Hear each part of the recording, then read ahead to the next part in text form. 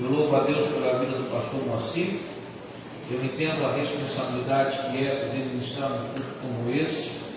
É um culto pastoral, onde os simples irmãos estão ansiosos para ouvir o pastor e ter a oportunidade de ministrar nesta noite. Me honra muito. Obrigado, meu pastor. Ao pastor Aldemir, que é um amigo que eu tenho, todos os colegas que aqui estão, os pastores, que alegria vê-los. Nós vamos ler no primeiro livro das Crônicas, as Crônicas dos Reis de Israel. Nós vamos ler no primeiro livro das Crônicas. Antes de ler, deixa eu só falar desse material aqui que eu trouxe para os irmãos, quando você vai procurando aí. Primeiro livro das Crônicas, no capítulo 13. A Bíblia que eu estou comigo é a versão King James, que eu já apresentei ela aqui de outra vez. Foi traduzida pelo rei James no ano de 1611, e ela corrige muitos erros de tradução das Bíblias que mais nós estamos acostumados. Eu ainda tenho mais 5, só 5 delas aqui. Eu trouxe alguns livros aqui comigo. E esses livros que eu trouxe, irmão, na minha opinião, são de todos os que eu li, os que estão dentre os melhores. O primeiro livro é esse aqui, que é a história dos mártires. Esse livro retrata como foi o princípio da Igreja de Cristo, como foi o começo dela, dos nossos irmãos que foram jogados na arena, que foram queimados vivos, mas mesmo assim não negaram o nome de Jesus. Aqui conta a história de homens que foram colocados na fogueira. Enquanto eles estavam na fogueira, alguém gritava: desce daí!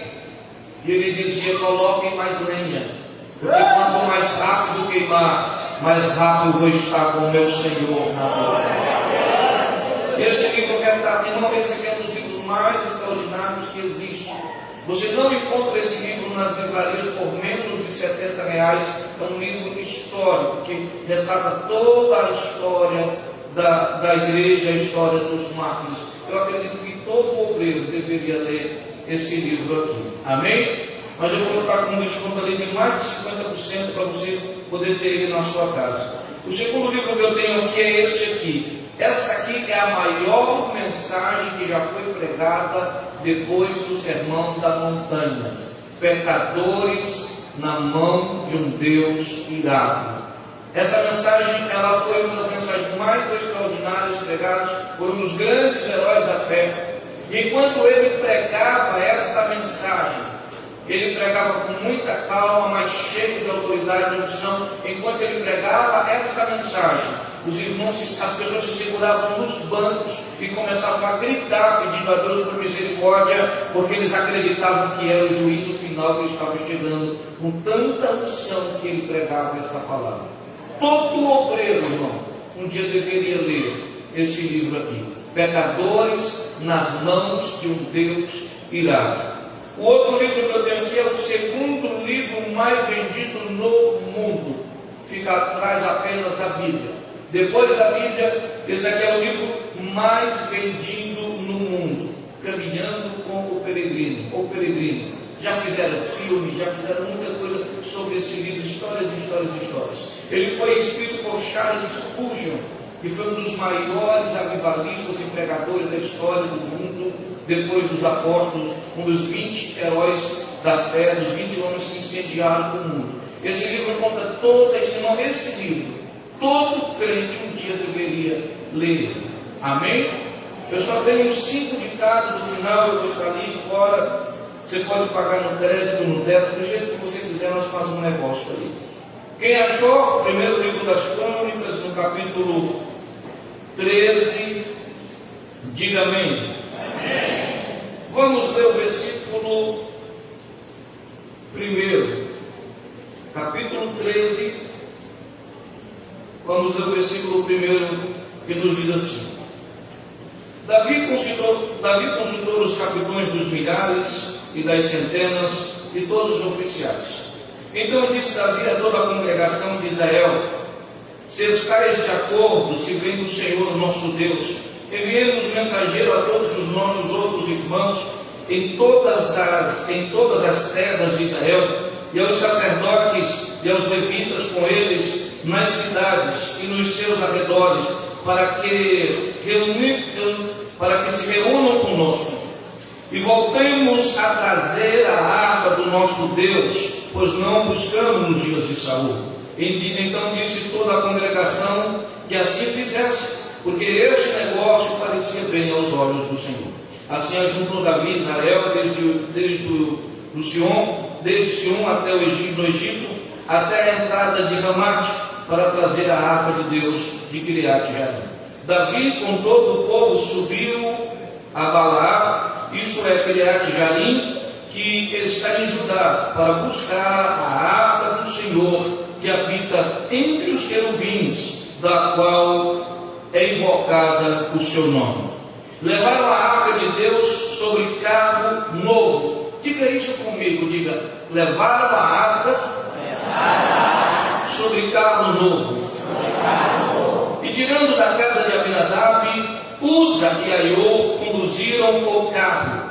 Davi e todo Israel alegraram-se perante Deus com todas as suas forças, e cânticos e harpas, alaúdes, e com tamborins, e símbolos e trombetas. E chegaram a eira de Quidom, chegando a eira de Quidom, estendeu Uza a mão para segurar a arca, porque os bois tropeçaram. Acendeu-se a ira do Senhor contra Uza e feriu, por ter estendido a mão à arca, por isso morreu ali diante de Deus.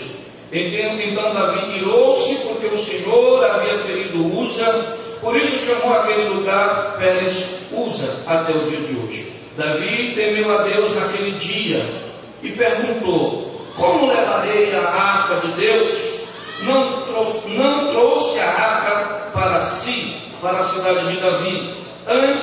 Antes a fez levar à casa de Obed-edom, o geteu. Assim permaneceu a arca de Deus com a família de Obed-edom 3 meses. E o Senhor abençoou a família de Obed-edom em tudo o que ele tinha. Pode tomar seu assento, eu sei que é uma leitura extensa, mas se faz necessário para nós entendermos a mensagem de hoje.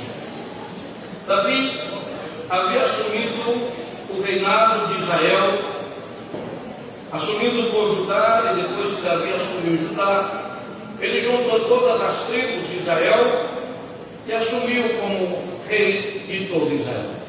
E Davi, de fato, ele foi o primeiro rei de Israel. Porque se os irmãos lembram da última mensagem que eu preguei aqui, Saul nunca conseguiu ser definitivamente o rei, embora tenha passado 40 anos governando sobre o povo, mas ele nunca foi definitivamente o rei.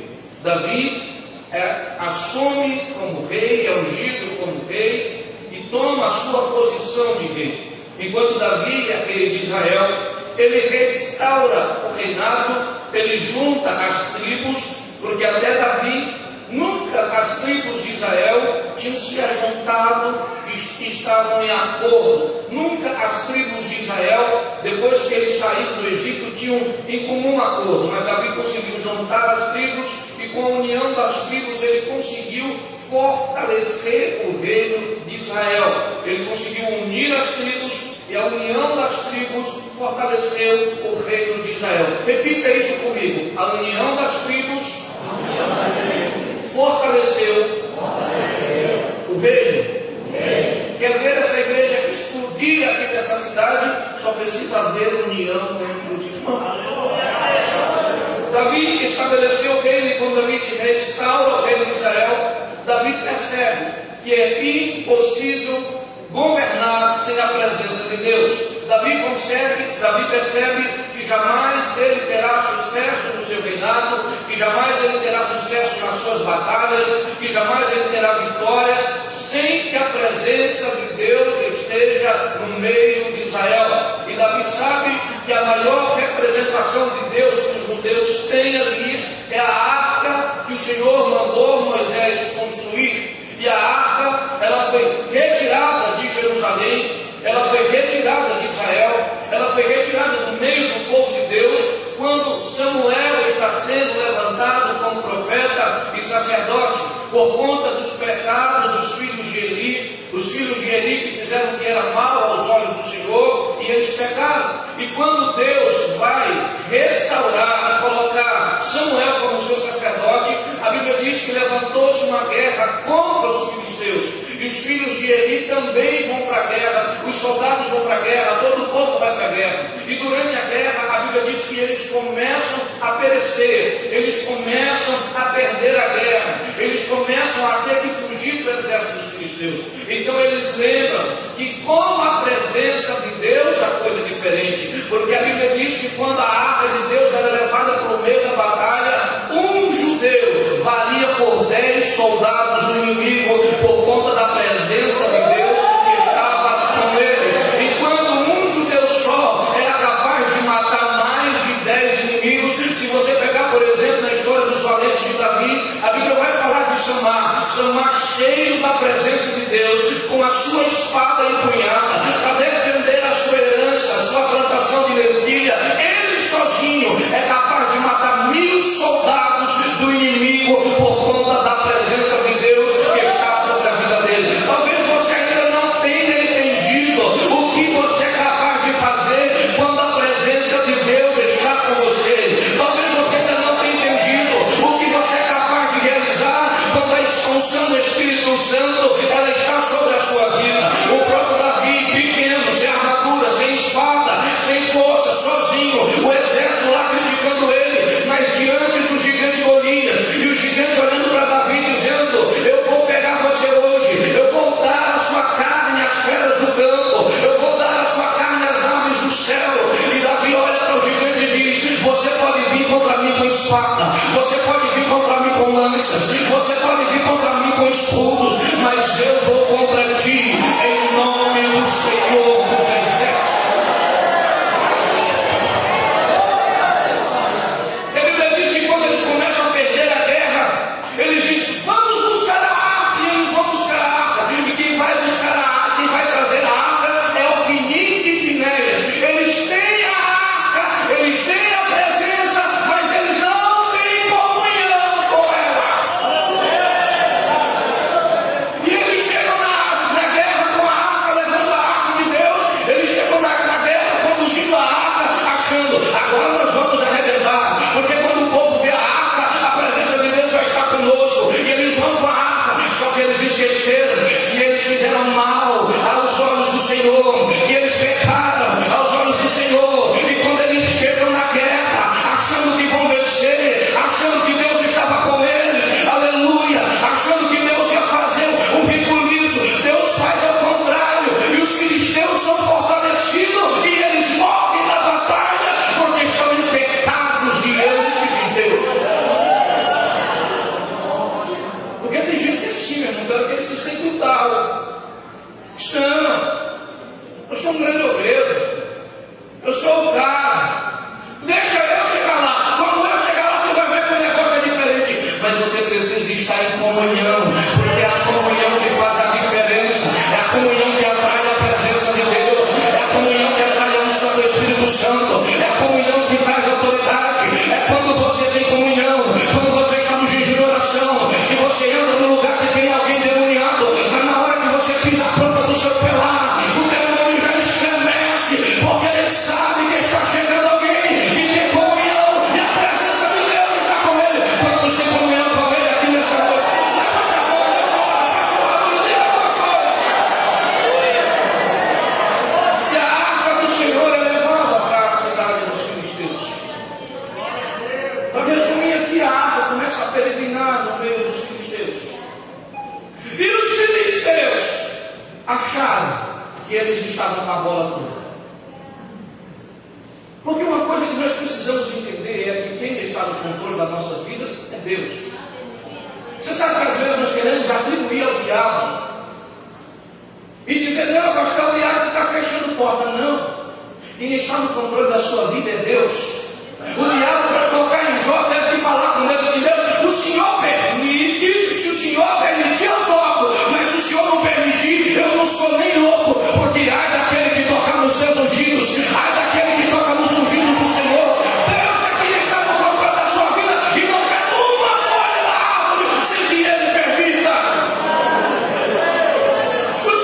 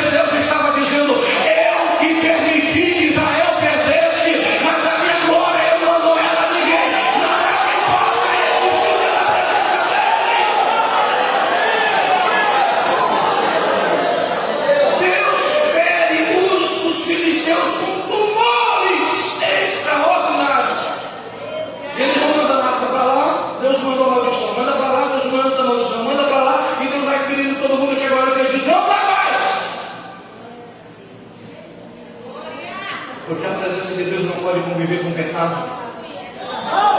O pecado ele não pode suportar a glória de Deus. É por isso que Jesus diz assim, ó, não se coloca vinho novo em outro velho, porque o vinho novo, ele fermenta, ele cresce, ele expande, e quando o outro é velho, ele rasga, ele arrebenta. É isso que ele está dizendo. A unção de Deus, quando vier, ela precisa te renovar, porque o pecado não aguenta, os costumes velhos não aguentam, o homem velho não aguenta, a sua mente do passado não aguenta. Quando a unção de Deus vier, ela precisa renovar e transformar a sua vida para você suportar a presença dele. Aí eles dizem assim, vamos mandar de volta, vamos fazer um teste. Se for Deus que estiver mandando pragas, se for Deus que estiver ferindo os filisteus, nós vamos fazer um negócio inédito aqui. Eles pegaram e fizeram vários tumores de ouro, prepararam um carro de boi, diga um carro de boi. Diga como fosse, um carro de boi. Só para você entender. Pegaram o carro de boi, pegaram uma vaca que havia acabado de dar cria, e jamais uma vaca se aparta do bezerro, que estava ainda amamentando. Eles pegaram a vaca, colocaram o carro da vaca, colocaram a arca em cima da vaca, e disseram, se for Deus, a vaca vai embora. E a vaca foi embora, sem olhar para trás.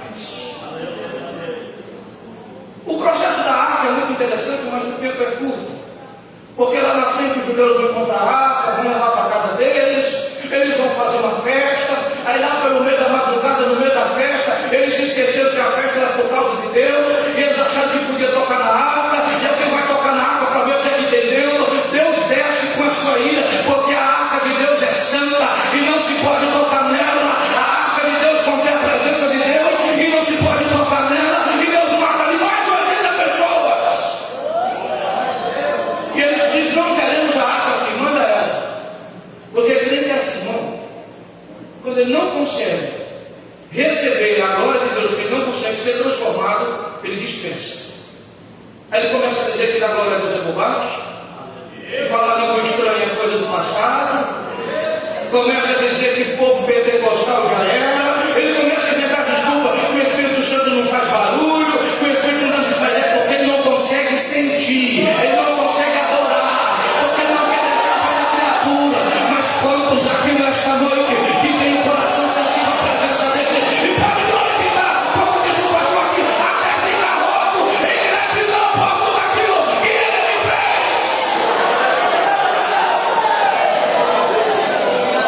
Aleluia. Aí eles mandam a arca para a casa de Abinadab. Quando ela chega na casa de Abinadab, eles pegam dois moços, Uza e Arão, e colocam como sacerdote, como guardião da arca. Aí chega Davi, agora aqui está o negócio. Davi diz, vamos buscar a arca. A intenção de Davi era perfeita. O próprio povo diz, esse negócio é bom, trazer a arca é bom. Diga comigo, trazer a arca é coisa boa. Diga, fazer a obra é coisa boa. Só que você precisa entender que fazer não é só fazer, não pode se fazer de qualquer jeito. Eu estou falando quase igual a Dilma.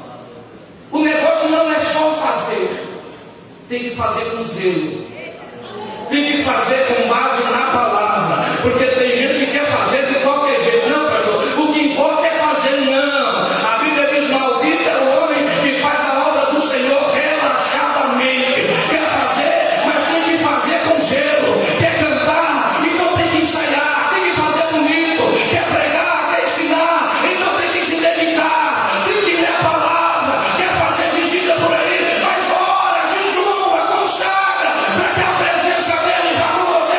Tem que fazer, mas fazer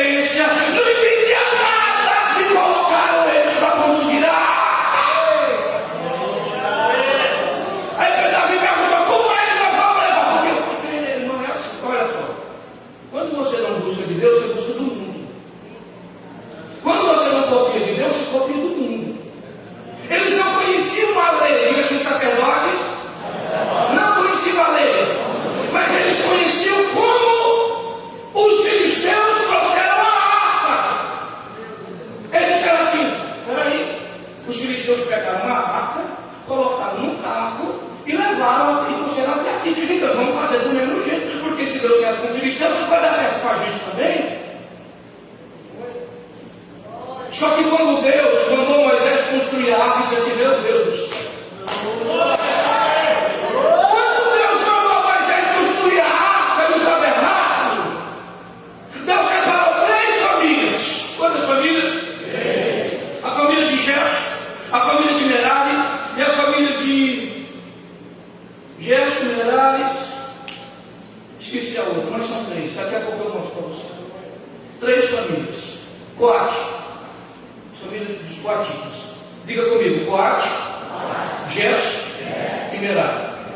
Deus disse assim: mas o tabernáculo está pronto, Deus. Então faz o seguinte: pede para cada um dos príncipes das tribos de Israel que dê um boi. Então cada um dos príncipes das tribos de Israel deram um boi. Tiramos os levitas, são 12, então são 12 bois. São quantos bois? Os filhos de Merari levavam as colunas do tabernáculo, as colunas e as cortinas do tabernáculo. Os filhos de Merari levavam as colunas e as cortinas do tabernáculo. Então disse: Moisés, são 12 bois. São quantos bois? São quantas famílias? Então se você for dividir, vai dar quanto boi para cada família? 4. Deus disse: Moisés, pegue aos filhos de Merari que levam as colunas, que levam as cortinas, e dê 8 bois para eles. 8 bois. Então pegou 8 bois do tabernáculo. Agora pega para os filhos de Gerson, que leva as outras peças do tabernáculo, altar de sacrifício, bacia, candeeiro, mesa dos pães. Pega agora para os filhos de Gerson e dá 4 bois para eles. Então 4 com 8, 12. Aí nós resolvemos: Deus, e os coatitas, que levam a peça mais importante do tabernáculo? Porque o tabernáculo foi refeito várias e várias vezes, menos a arca sempre foi única. E os coatitas, Deus, que levam a peça mais importante, que é a arca, aonde contém a sua presença, o Senhor não vai dar nenhum boi para eles. E Deus disse: não. Olha, diz por quê? Porque a arca tem que ser conduzida nos ombros. A glória de Deus tem que ser conduzida nos ombros. Você sabe qual é o problema da nossa geração? É que a nossa geração está querendo levar a obra de Deus em cima de boi. A nossa geração está querendo levar a presença de Deus de qualquer jeito, em cima de boi. Mas a presença de Deus, ela foi feita para você carregar ela nos ombros. Não, mas esse negócio de cruz já era. Nós vivemos o evangelho agora lá lavandeiro. Não precisa mais, nem Bíblia precisa. Tem uns camaradas que levantou esses dias agora. E eles disseram assim: vamos mudar a Bíblia. Porque a Bíblia está ultrapassada. Então, não sei se você viu na internet. Vamos mudar a Bíblia porque a Bíblia está ultrapassada. Tem alguns textos que não cabem mais. Quando a Bíblia diz: aquele que é santo, santifique-se mais. E aquele que é sujo, suje-se mais. Vamos tirar de lá, que não entraram no céu os bebarrões, os feiticeiros, os adúlteros e todo aquele que ama e pratica mentira. Vamos tirar, porque esses textos estão ultrapassados. Aleluia. E eu fico vendo, mas ainda bem, porque Deus ainda tem uma geração que não leva a glória de Deus em boi. Deus ainda tem uma geração que leva a glória de Deus nos ombros, que disseram: na palavra de Deus ninguém toca, porque essa palavra ela é digna de toda aceitação, porque toda ela é inspirada pelo Espírito Santo. Eles disseram: vamos mudar a Bíblia, porque eles não conseguem ser transformados pela palavra. Aí querem transformar a palavra para se adaptar à vida de pecado deles, mas não tem jeito, porque essa palavra ela veio para confrontar o pecado. Deus é santo, continua sendo santo, e a sua igreja precisa ser santa.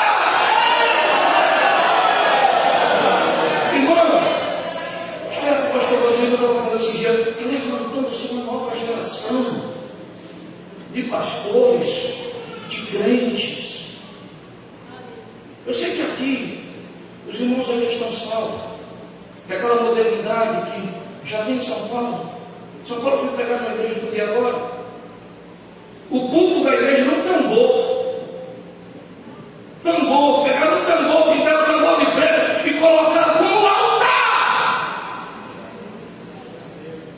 E o pastor que foi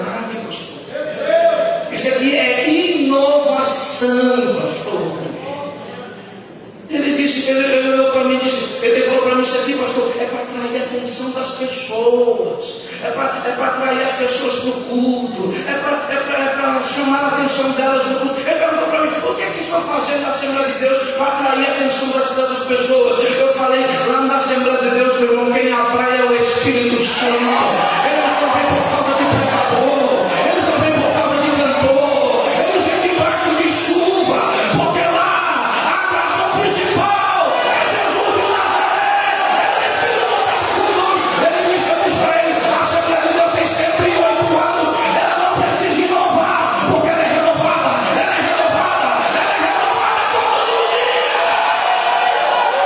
Quantos são renovados? Quantos são renovados? Quantos vieram até esta noite, atraídos pela presença do Espírito Santo?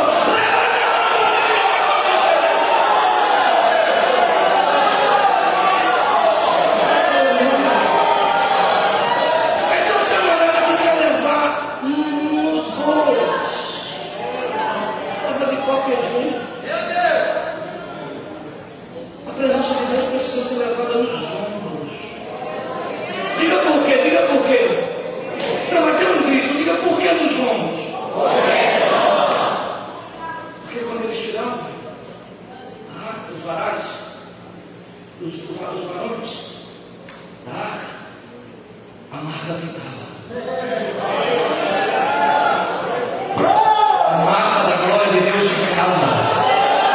Quando eles passavam, os coatitas iam passando no meio do povo, quando a arca estava lá no tabernáculo, mas todo mundo sabia que a marca da glória de Deus estava sobre a vida deles. Ei, possa ser até que a cruz esteja pesando para você, possa até ser que a presença de Deus esteja pesando, mas não tira ela das costas, porque ela vai te matar, ela vai te matar. Quantos querem ser marcados pela glória de Deus aqui nesta noite? Só quem quer ser marcado pela glória dele, levante a mão, por favor, e adore o nome dele.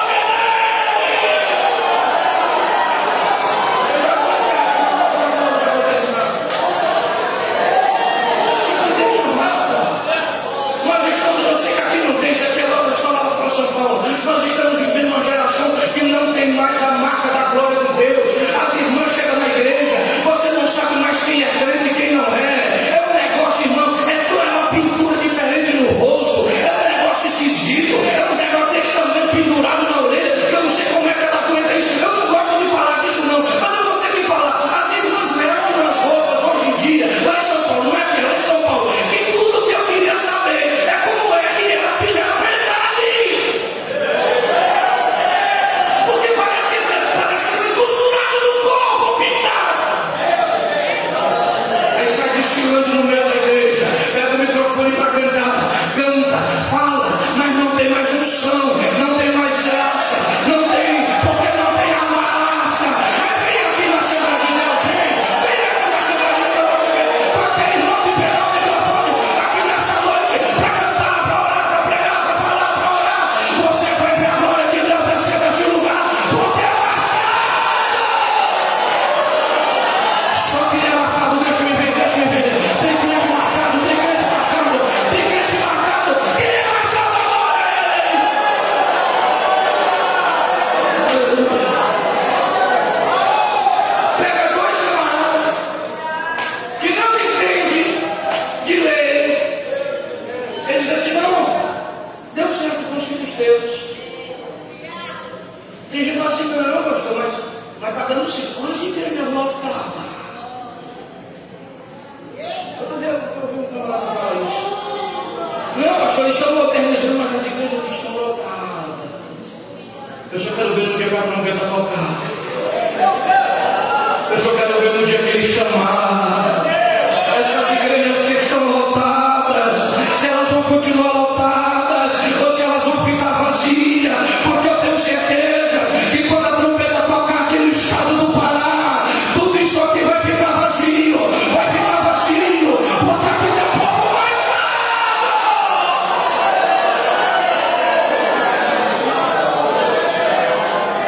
Eles querem copiar, não, está dando certo lá.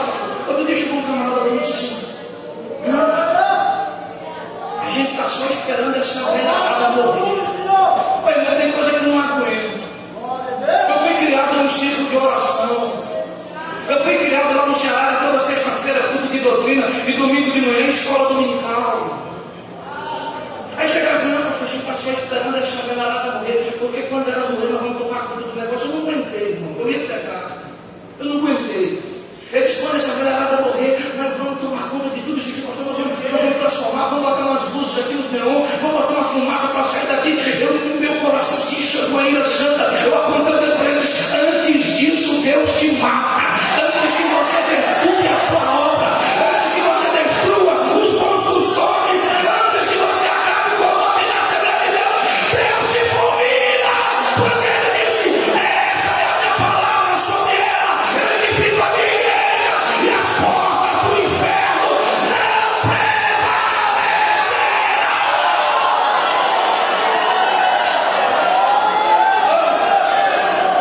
Eu vou ensinar pega dois camaradas lá. Não entendi nada, irmão, não entendi nada. Deixa eu dizer uma coisa para você. Eu não sei quem foi na história que botou na cabeça que levita é músico. Todo músico é levita, mas nem todo levita é músico. O que está faltando na igreja é ministros de Deus, homens que conhecem a palavra, homens que não buscam mensagem na internet, homens que não saem se alimentando de qualquer bobagem que se fala por aí, homens que ficam lendo filosofias baratas e querem encher os ouvidos dos irmãos. Paulo disse para os Coríntios: eu não vim a vocês com palavras de sabedoria humana, mas com o poder de Deus, que é a salvação para aquele que dele crê. Não entende de Bíblia, meu irmão. Tem demais. Eu estudo cada livro que, pela misericórdia de Deus, eu fico pensando: quem foi que escreveu isso? Acho que esse camarada nunca leu Bíblia, nunca viu os irmãos lá, que foram escritos por guerreiros de Deus, que conduziu a arca nos ombros. Vai lá, vai levando, bota nos carros. Senão Davi pega os bois de novo. E pega os bois e vai levando. Quando vai chegando lá perto, o boi tropeça. Aí usa, ele é tão, me perdoe a palavra, ele é tão imbecil, que ele acha que é mais santo do que a arca, que é santa de a presença de Deus. Ele acha que pode meter a mão nela a hora que ele quiser. O boi vai tropeçando, ele vai lá e estende a mão, porque ele acha que ele é mais santo do que a arca, ou do que a presença de Deus que está na arca. Você sabe que tem gente que é assim. Outro dia, me perdoe a palavra, mas é que eu vi um imbecil aí na internet dizendo: eu sou tão santo que eu posso confrontar Deus face a face. Eu disse: tu vai morrer, miserável. Porque o próprio Moisés, depois de passar 80 dias no monte orando, ele disse: Deus, eu quero ver a tua face. E Deus disse: mas eu não posso, porque se você que passou 80 dias aí, se você ver a minha face, você morre. Mas eu vou deixar você ver pelo menos as minhas costas. Quando eu estou passando, deixa eu dizer uma coisa para você: não se engane com essas palavras bonitinhas para levantar o ego, porque Deus é santo, a sua presença é santa, para levar a presença dele, vive nesta cidade.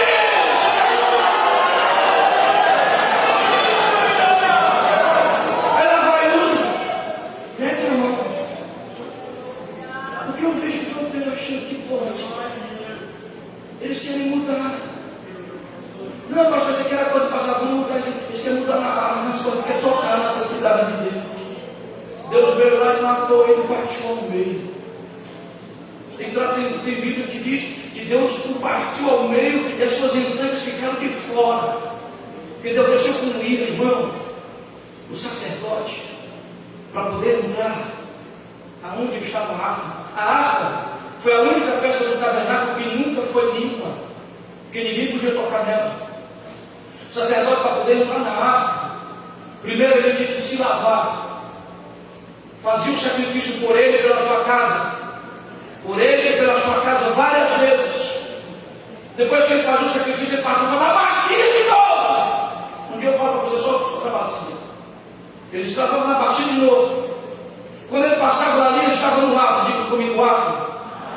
Quando ele passava ali, que ele fazia o sacrifício, lavava na bacia, ele passava e ia para o santo. No santo ele tinha mesa, ele tinha o candeeiro, e o santo era um lugar todo vedado, todo vedado. Nenhuma luz podia entrar no santo, somente o candeeiro. Porque somente a glória de Deus brilha lá. E ali no santo, ele era vedado, diga comigo, vedado. Só que para o sacerdote entrar no santo dos santos, ele tinha que pegar o incenso, e lá no altar de incenso, queimava o incenso. Ele começava a queimar, isso é adoração. Na presença de Deus não se entra sem adoração. E ele começava a andar de um lado para o outro, balançando o incenso, e a fumaça do incenso ia tomando, ia cobrindo. Alguém trouxe incenso aqui nesta noite? Quem trouxe adoração aqui nesta noite? Só quem trouxe adoração, deixa-me ver. Cadê os adoradores? Cadê os adoradores? Ele pegava, quando a fumaça do incenso enchia todo o tabernáculo, porque tudo ficava escuro. Aí ele afastava a cortina do santo, mas era com o coração tremendo. Ele tinha que cobrir todo o seu corpo, diga comigo, todo. E era de roupa branca, tinha que cobrir todo o corpo.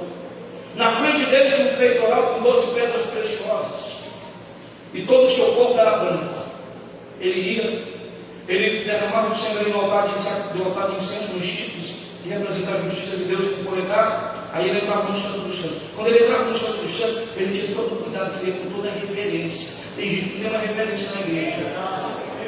Ele ia com qualquer hora dessa Deus de pé. Ele ia com toda a reverência no altar. Quando ele chegava diante da arca, ele não encostava na arca, por conta da glória de Deus que estava lá. Ele pegava o sangue, derramava sobre a tampa do propiciatório, aí ele dava 7 passos para trás. Ele não dava as costas para a arca, dava 7 passos para trás. Quando ele dava 7 passos para trás, aí ele curvava a cabeça. Quando ele curvava a cabeça, a glória de Deus, a Shekinah, descia naquele lugar. Sabe por quê? Sabe por quê que ele tinha todo o seu corpo coberto e as pedras preciosas? Porque a glória de Deus, ela vinha descendo naquele lugar como uma luz, e quando ela batia no corpo dele, ela refletia de volta para a arca. Tem gente que quer absorver a glória de Deus. Se a glória de Deus tocar em você, você morre, porque o que é dele, tem que voltar. Ela vem para cumprir a obra, mas ela volta, ela refletia de volta.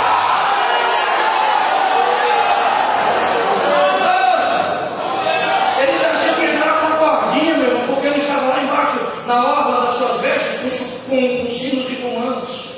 Se parasse de tocar, os outros sacerdotes que estavam lá fora tinham que puxar, porque a glória de Deus tinha entrado, ele tinha morrido. Porque as coisas de Deus são santas. Diga comigo, as coisas de Deus são santas. Para encerrar, usa, vai lá, toca na arca, Deus mata ele. Davi fica triste. Davi fala, e agora? Como é que nós vamos trazer a arca? A arca passou 40 anos. Quantos anos? 40. Lá na casa de Abinadab. A Bíblia não diz que ele prosperou, não diz que ele cresceu, porque ele não entendia nada de lei, de sacerdote. Mas quando Uza perece ali, a arca não pode ir para Jerusalém. Ela vai para a casa de Obed-Edom. E Obed-Edom, que é teu, que é levita, que entende da arca, que sabe o que ela representa, sabe a glória de Deus que está ali. A Bíblia diz em 3 meses, em apenas 3 meses, Deus fez ele prosperar em tudo. Eu sei que não é o seu costume, é o costume nosso ali de São Paulo, mas deixa eu fazer. Levante a sessão, porque eu só quero profetizar sobre a sua vida. A glória de Deus virá sobre você nesta noite. Você será marcado pela sua glória. E se prepare, porque você vai prosperar em todas as áreas da sua vida. Vai prosperar no seu ministério, no seu casamento, nos seus negócios, na sua família, nos seus sonhos, em tudo que tiver sobre as suas mãos. Quando a glória de Deus se marcar, Deus te fará crescer. Deixa eu ler só mais um versículo aqui para encerrar. A arca vai para Obed-Edom, e Obed-Edom prospera.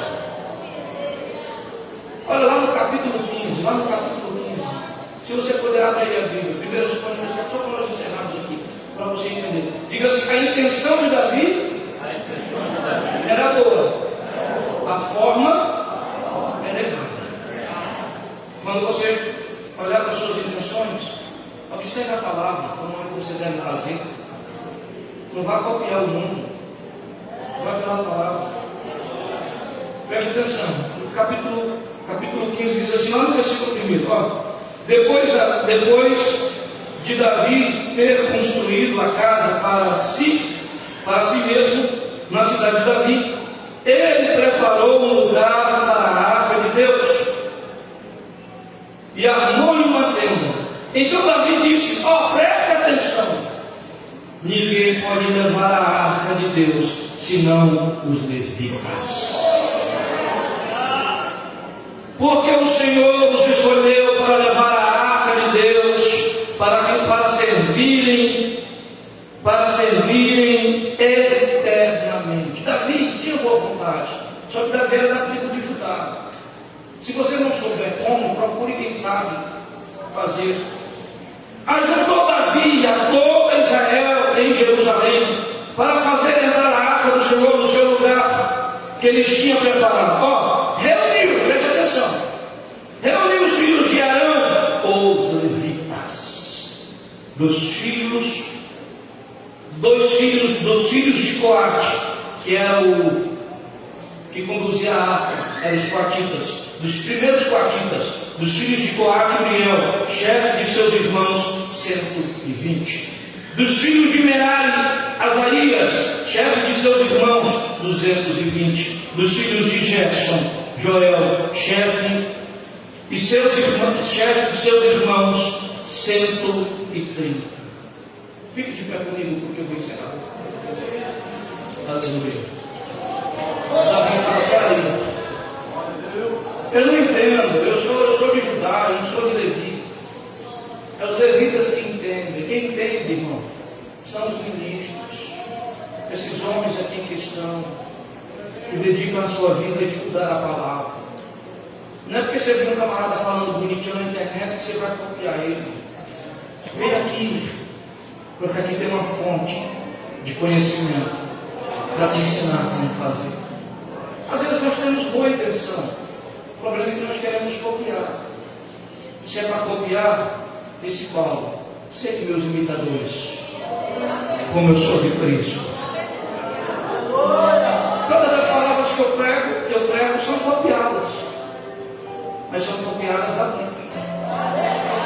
Um dia ela estava para mim, pastor, qual é a sua fonte de pesquisa?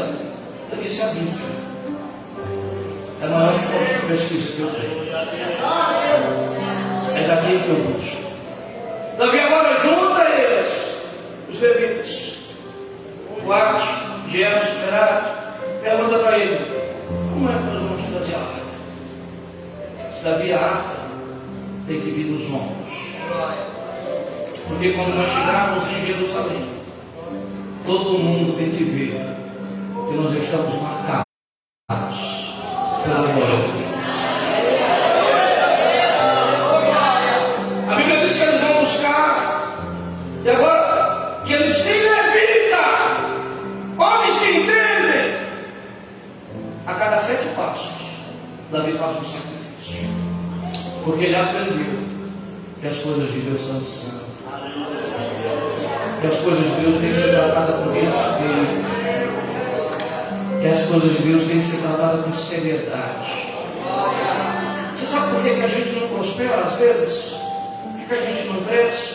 Não é porque a glória de Deus não está, porque ela estava lá na casa de Abinadab, é porque nós não valorizamos, porque nós não entendemos. Os que a Bíblia diz, conheçamos e prossigamos em conhecer o Senhor. Eu quero orar por você.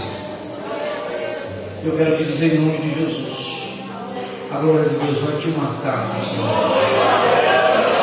A unção do Espírito Santo vai te marcar nessa noite. Eu não sei como é que você vem conduzindo a glória até aqui, mas eu sei que você vai começar a levar ela nos ombros. Quantos querem ser marcados pela glória de Deus? A Bíblia diz que